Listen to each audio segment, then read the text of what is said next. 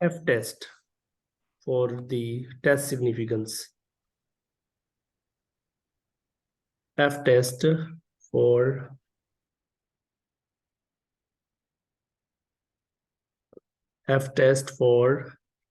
test of significance जो हम कर रहे हैं, significance of relationship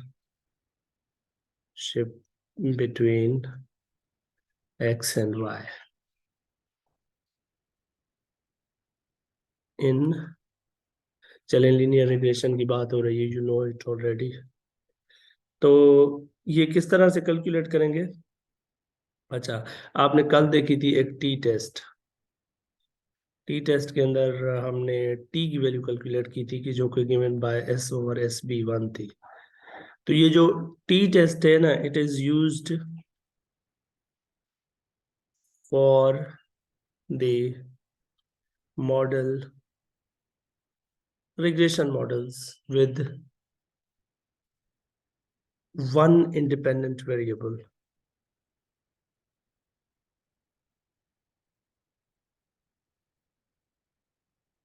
While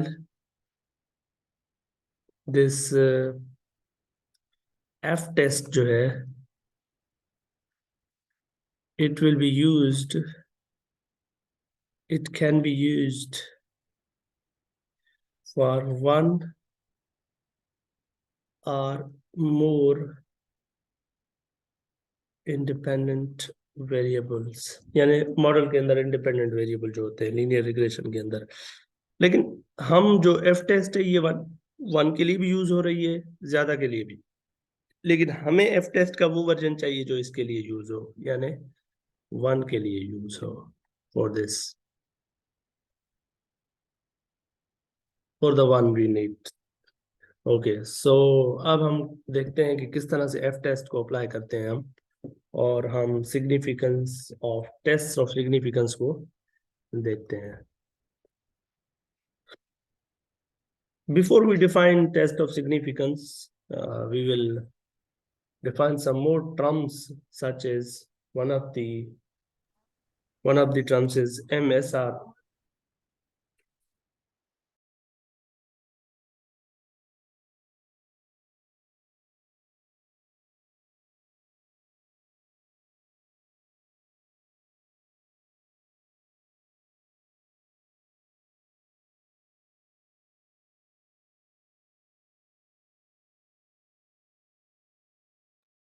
Okay, so first we define something called MSR, that is mean square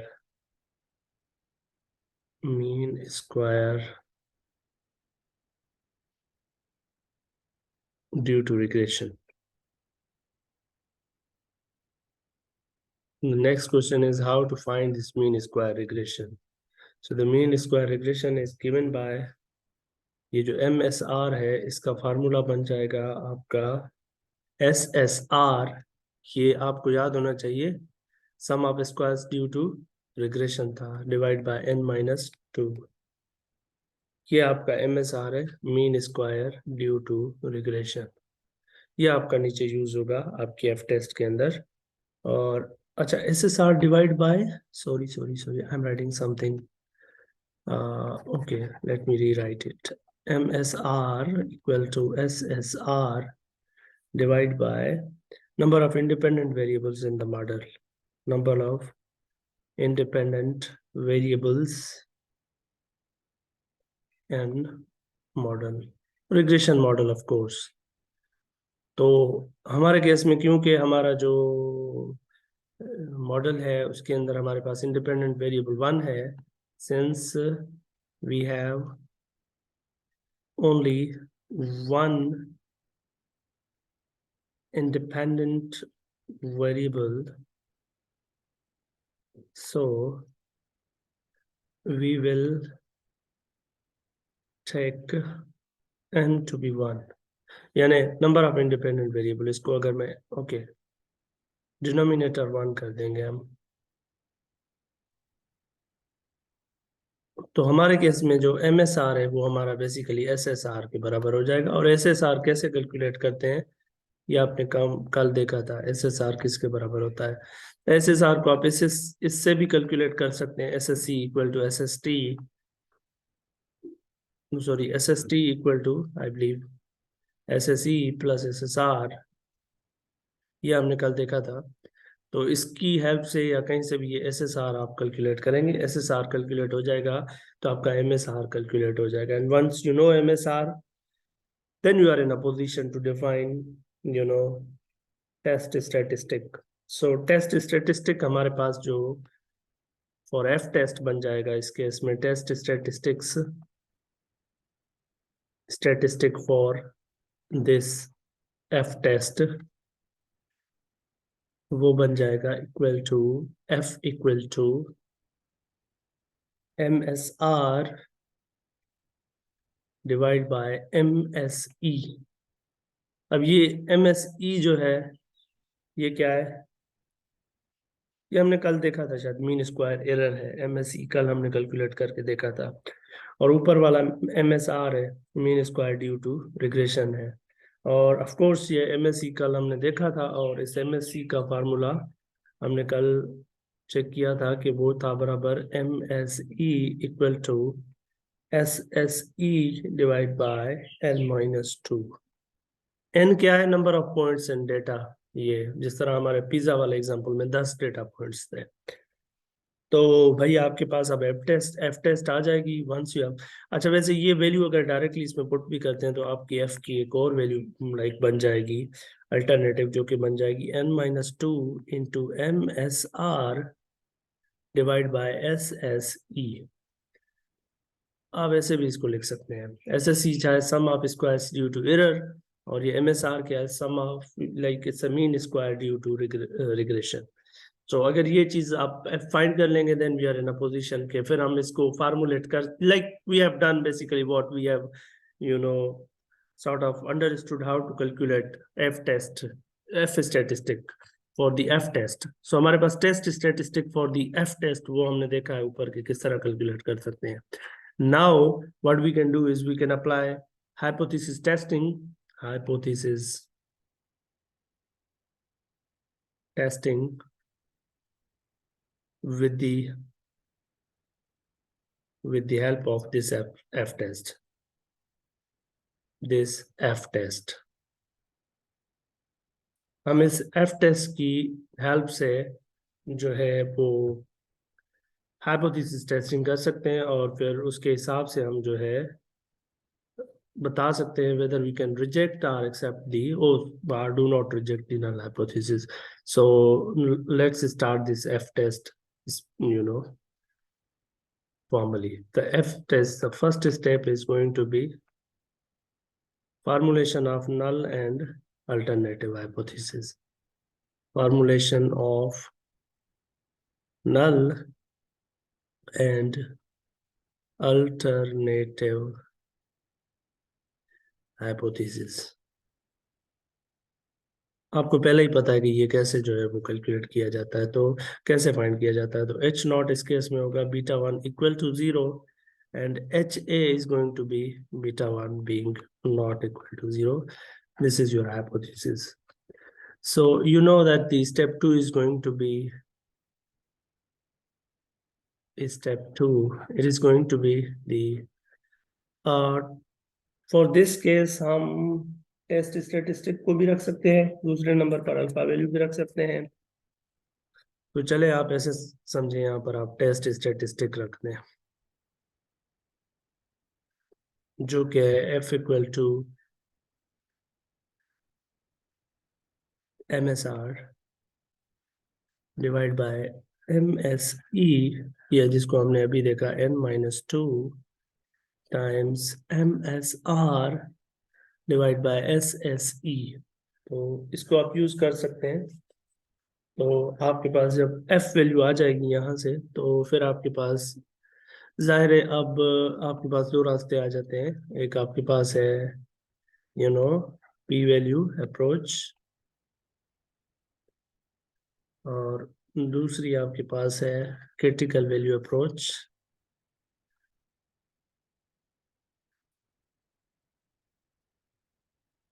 और आपको पता है कि इन दोनों के लिए आपको यूज करना होगा एफ टेबल। तो जो डिग्री ऑफ फ्रीडम है आपकी वो बराबर होती है इस केस में,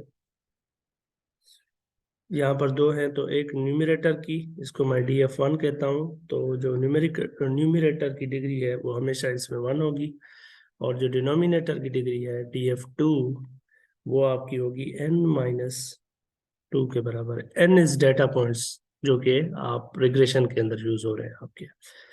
सो आप ये इंफॉर्मेशन आपके पास जब आ जाएगी टेबल को यूज कर लेंगे तो। अच्छा, आप रूल सेट करते हैं कि रूल क्या होना चाहिए पी वैल्यू के लिए। आप पी वैल्यू को रिजेक्ट करेंगे, रिजेक्ट पी वैल्यू इफ, अगर आपकी जो पी है वो less than equal to alpha है एज यूजुअल। और उसके बाद आपके पास है critical value approach. Let me tell you okay, how will you do the critical value approach.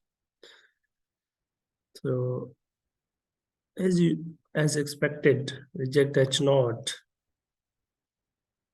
This is reject H naught. Reject H naught if अगर आपकी जो F वैल्यू है वो greater than equal to F alpha है, तो फिर alpha जो है वो स्पेसिफाई करना पड़ेगा आपको कोई भी।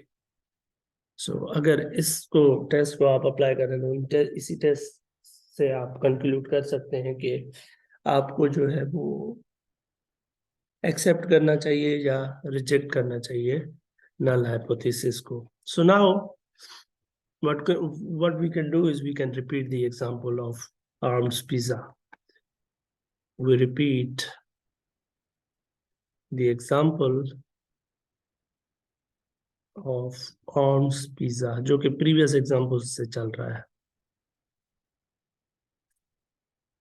उसमें हमने ये जो क्वांटिटीज हैं ये कैलकुलेट की थी कल हमने। हमने इसमें एक तो नल हाइपोथेसिस और अल्टरनेटिव हाइपोथेसिस डेवलप करते हैं सबसे पहला, step 1।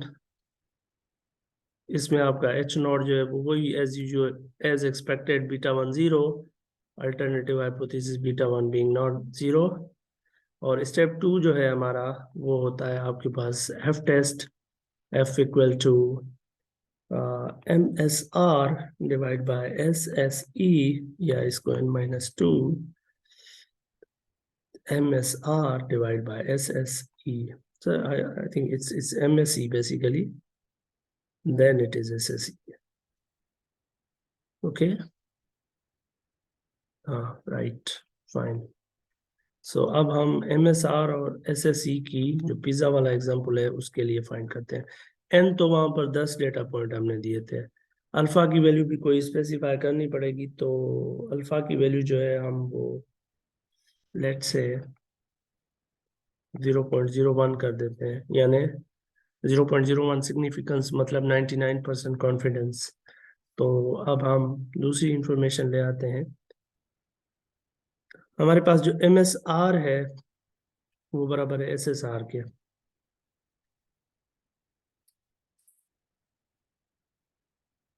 MSR is equal to SSR, और ये SSR कल हमने निकाला था, ये था 14,200। उसके बाद हमारे पास है MSE जो कि बराबर आया था, कल हमने ये भी निकाला था MSE, या अभी आप निकाल लें MSE। MSE आपका बराबर होता है SSE डिवाइड बाय N-2। तो उसको अगर आप कैलकुलेट करें SSE डिवाइड बाय N-2 तो ये आपको मिल जाएगा 191.25, 191.25।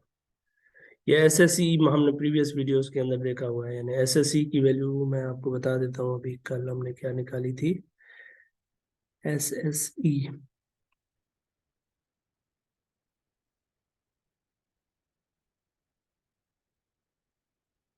SSE थी 1530, 1530 divide by this 10-2, that is basically 1503 divided by 8. So like this is basically 191.25. You can verify it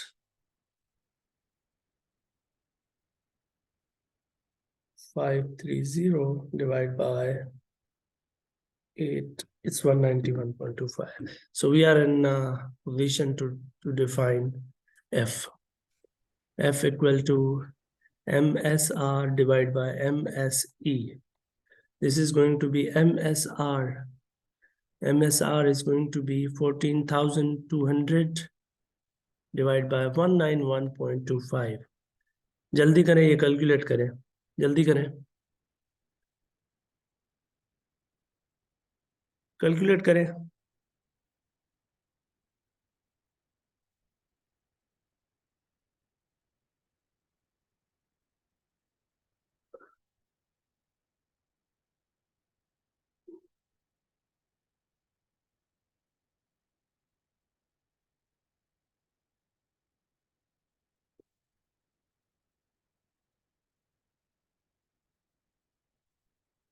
करें कैलकुलेट, क्या आ रहा है value? This is 74.28, 72.24. Yeah, it's fine. 72.25 है बेसिकली. सो अब आप को पी वैल्यू चाहिए, तो पहले हम पी वैल्यू अप्रोच को लगाते हैं. तो पी वैल्यू अप्रोच जो है वो कहती है आपको प्रोबेबिलिटी चाहिए, क्योंकि ये एफ स्टैटिस्टिक है, तो F greater than equal to 72.25.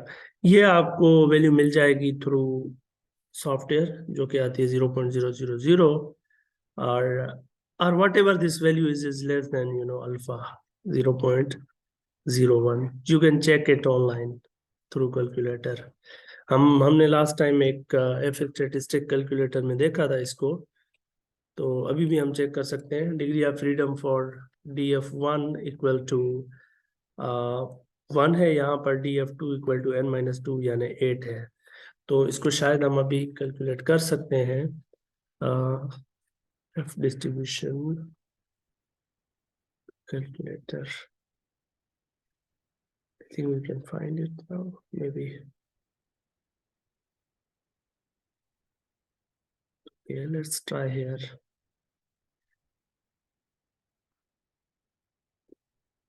So this is 1, this should be 8. F statistic is going to be 72.25. Or what is probability? Let's calculate this probability.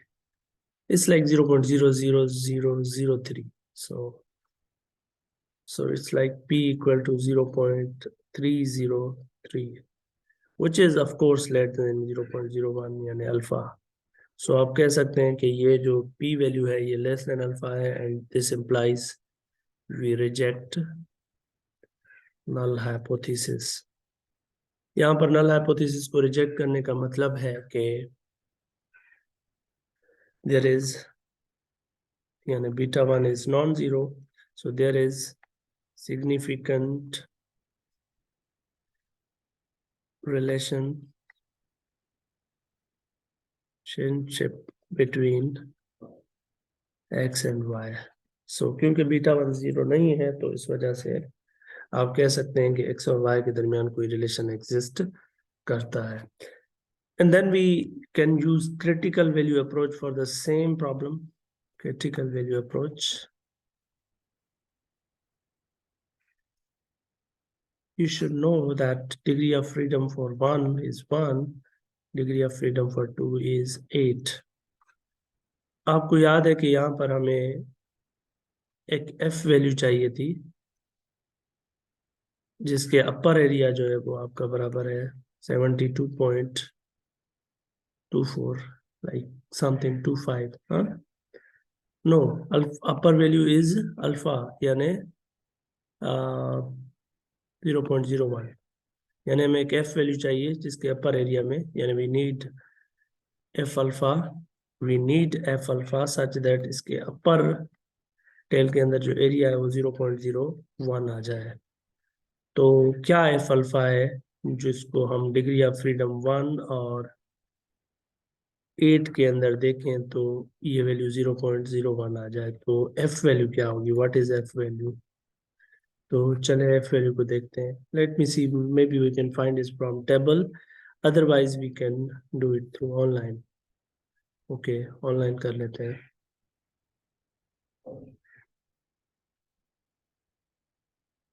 Okay, तो अब अगर हम 1 और 8 तो सेम है, इसको ये हमें फाइंड करना है, ये एरिया हमें गिवन है, ये एरिया है 0.01। तो एफ देखते हैं क्या वैल्यू है। क्या, let me refresh. This is 1, 8, we don't know, this is 0.01. So you can see that, oh, no, I had to put it in the upper tail. Okay, let's do it again. 1, 8, F statistic आपके पास है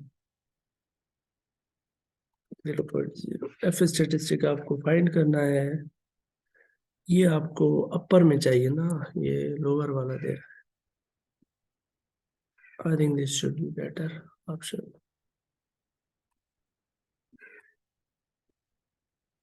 Let's redo.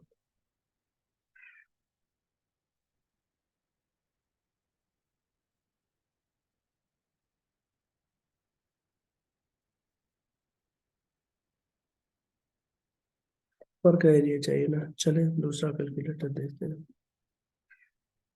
I think this one might work.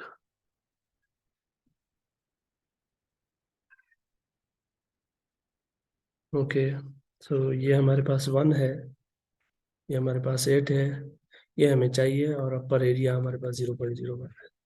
This is basically 11.2568। कहाँ गलती कर रहे हैं हम?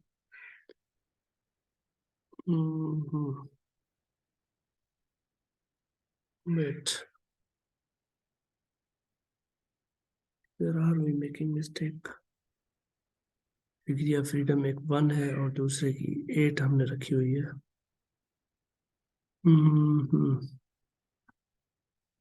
8, 1, this is required. ये शायद हो सकता है, लेकिन इसमें चले, तो ये अब आपका काम है। I don't know, we are wasting time. अब आपका काम है, कैलकुलेटर में जाएं और कैलकुलेटर में आप अपर टेल पर देखें,